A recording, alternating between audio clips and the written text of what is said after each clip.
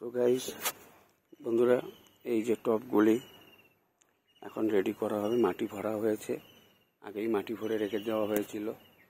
তো এই টবগুলিতে বিভিন্ন রকমের গাছ কিভাবে পটিং করে বসানো হচ্ছে সেগুলো দেখাবো।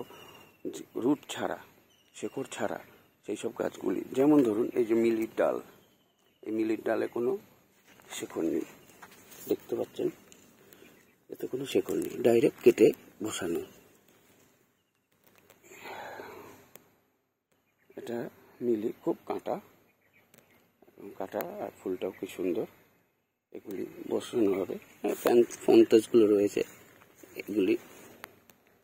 এগুলোরও শেকড় নেই, এগুলো বিনা শেকড়েই আপনার হয়ে যাবে। তারপরে এখানে কিছু ফন্তাস রয়েছে, এগুলি সব আজকে পটিং করা হবে এই পিসের মধ্যে।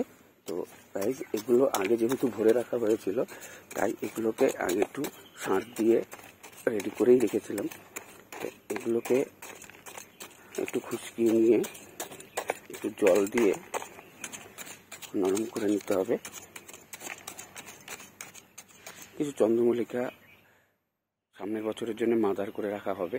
তো আপাতত এই কটা রাখা হয়েছে, বাকি আরও চারা দেখাবো, কীরকম হয়েছে না হয়েছে দেখাবো। তো আগে এগুলো করে নিই, তারপরে আপনাকে বসিয়ে আপনাদেরকে দেখানো হবে।